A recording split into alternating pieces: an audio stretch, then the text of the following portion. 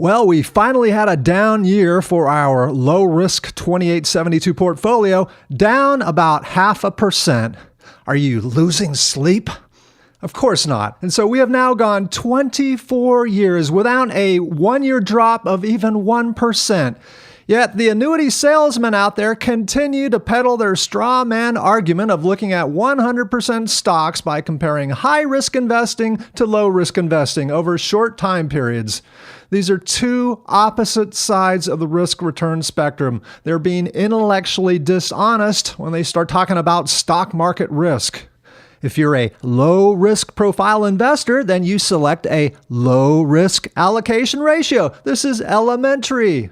And so this 20% stock market dip that we've had, if you're freaking out over this and losing sleep, you are an idiot. You should have thought about this on day one when you decided on your stock bond allocation ratio.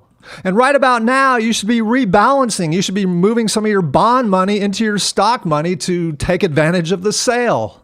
One thing you should not be doing right now is selling off your stocks, panicking. If you're selling now, you have already missed the train. But unfortunately, investors are famous for selling low.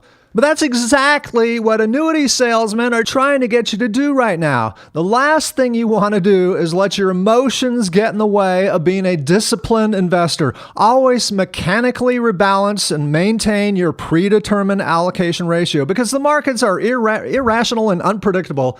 The U.S. economy is robust right now, yet out of the blue, suddenly you would think that it's already set in stone that we're headed into a recession, even though, as they say jokingly, economists have predicted 10 of the last 3 recessions. They're usually wrong. Also, by the time you realize that, okay, yes, we're in a recession, it's too late to react. Stock prices instantly reflect news when it's reported. By the way, lately, I have never seen such an onslaught of doom and gloom news. Sites like Yahoo Finance, Market Watch, these are like tabloid business news sites, like the National Enquirer of financial news. Journalists, if you want to call them that, on these sites are driven to get clicks. And so for one thing, fear sells because people fear losing money more than they love making money. So that explains part of the reason they have so many of these articles. That's what the public wants to read. But also the writers for these articles are based mainly in cities like New York, which is heavily a blue city. And I have a theory about the motivation for people writing a lot of these articles. They're written by social justice warriors who would love for the stock market to crash under Trump.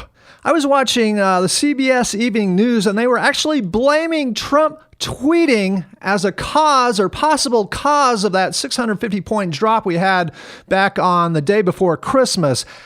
Absolutely absurd. Trump complaining about the Fed raising interest rate caused the crash, not the act of the Fed raising interest rates, but Trump tweeting. Find me one person on the planet who sold off all their stocks because the act of Trump tweeting made them skittish.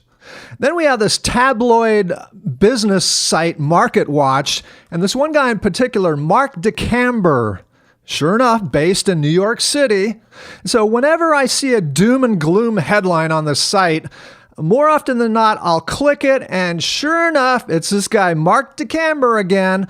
So I became suspicious, and I did a little research, and lo and behold, after searching his Twitter posts for the word Trump, you can do this on Twitter, I noticed that this guy is he's kind of like the website Snopes, which is basically a mouthpiece for liberals under the guise of it being some sort of unbiased fact-checking site.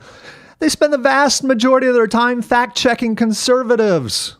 So Snopes is a joke. But so this Mark DeCamber guy is real busy fact-checking Trump on Twitter. He takes great pride in fact-checking and marginalizing Trump. Here's one here. Here's another one where he tries to paint Trump as a hypocrite for supporting Oprah and then bashing her.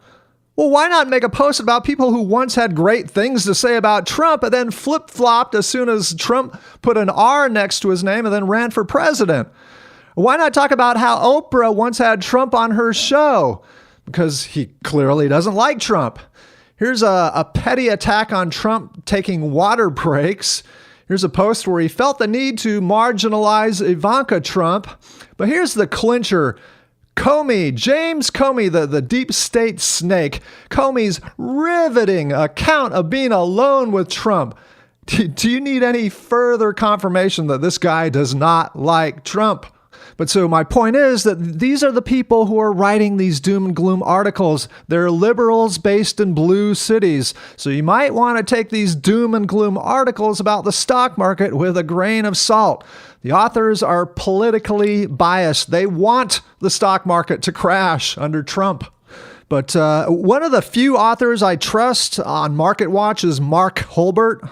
And he identified a trend going back over time, looking at the history of the stock market. And whenever there's a really poor quarter, it's usually followed by a very healthy stock market over the next 1, 3, and 5 years. So again, resist these commission-hungry annuity salesmen. They smell blood. They're like sharks out there. But if you need money help, be sure to find yourself a fee-only fiduciary advisor on a one-time, one-task, or hourly basis. And you can go to napfa.org is a good place to go to find one.